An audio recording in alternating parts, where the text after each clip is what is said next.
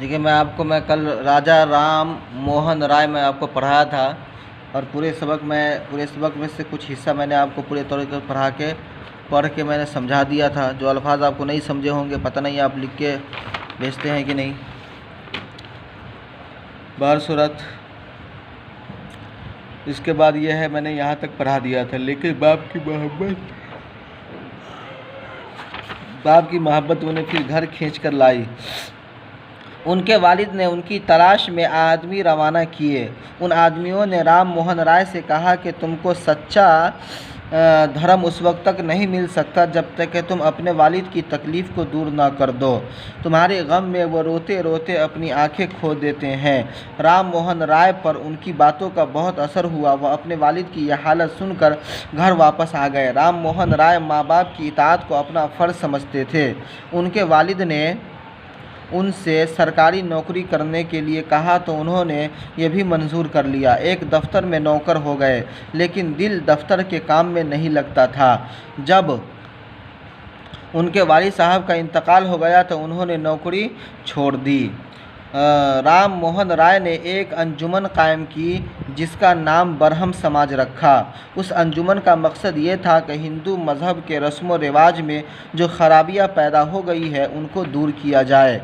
जो लोग इस अंजुमन में शरीक हो जाते थे वो मूर्ति पूजा और जात पात में यकीन नहीं रखते थे। वह सब आदमियों को चाहते थे। उनकी ज़ात कुछ भी हो वह सब को बराबर समझते थे। सीती की रस्म और कम उम्री की शादियों को बुरा मानते थे।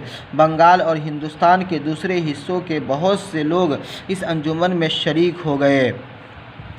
राम मोहन राय के नेक कामों और उनकी काबिलियत की शोहरत मुल्क भर में फैल गई। उस ज़माने में दिल्ली का मुग़ल बादशाह अंग्रेज़ी सरकार से नाराज़ हो गया। वह चाहता था कि किसी काबिल आदमी को अपने वकील के तौर पर मलिका विक्टोरिया के पास भेजे ताकि वह जाकर उसकी शिकायतों को मलिका विक्टोरिया से बयान करे। उसने राम मोहन राय को कलकत्ता से बुलवावा भेजा और अपना मामला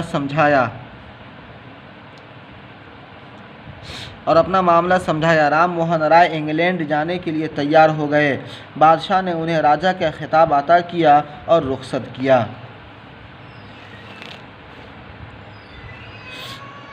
राम मोहन राय बहुत नेक आदमी थे। अंग्रेज़ी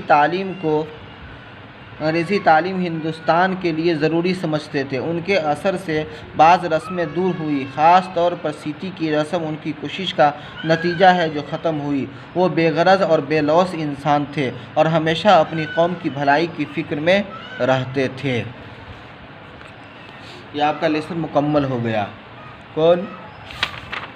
राजा राम मोहन राय। ये पूरे वाक़े जो मैंने आपको बताया कि राजा राम मोहन कौन थे, उनके अब्बा कौन थे और कौन सी ज़बान में वो माहिर थे, कौन सी ज़बान को वो जानने वाले थे, इस तरीक़े से पूरी बात उनको आपको पता लग गया। किस तरीक़े से उन्होंने दिन को समझने के लिए, अपने धर्म को समझने के लिए किस तरीक़े से उन्होंने कुर्बानी दी। फिर उसके बाद कहाँ कहाँ गया, किस किस से मुलाकात की। फिर मुलाकात करने के बाद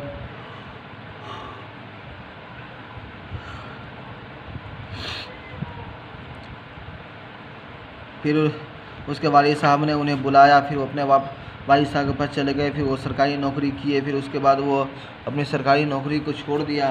फिर उसके बाद उन्होंने एक अंजुमन कायम किया जिसका नाम बरहम समाज रखा। फिर उसमें उन्होंने ये तय किया कि जो हमारे धर्म में ख़राबियाँ हैं उन्हें हम दूर करेंगे। और धीरे धीरे लोग आते गए और क्या कहते हैं, सीती जैसे, ख़ास तौर पर उनका जो नज़रिया था सीती जैसे रस्म को ख़त्म करने की, उसको भी ख़त्म करते चले गए। और धीरे धीरे क्या हो गए, वो कामयाब होते चले गए। और यहाँ तक के उनके ज़रिए से बहुत सा हिंदुस्तान भी तरक्की किया, उसके साथ हिंदुस्तान को भी फ़ायदा हुआ। और बहुत सारी रस्में जो जगह ले चुकी थी, ख़ास तौर पर सीती का रस्म, वो भी ख़त्म हुआ। यह है राजा मोहन राय की पूरी कहानी। राजा राम मोहन राय की पूरी कहानी जो आपकी किताब के अंदर ये लिखा हुआ है। आपको किताब मिल गई होगी तो ठीक है, नहीं किताब मिली होगी तो हम आपको फ़ोटो खींच के इसको हम भेज देंगे, जो आप पूरी तरीके से आप इसको तैयारी कर लेंगे। ठीक है।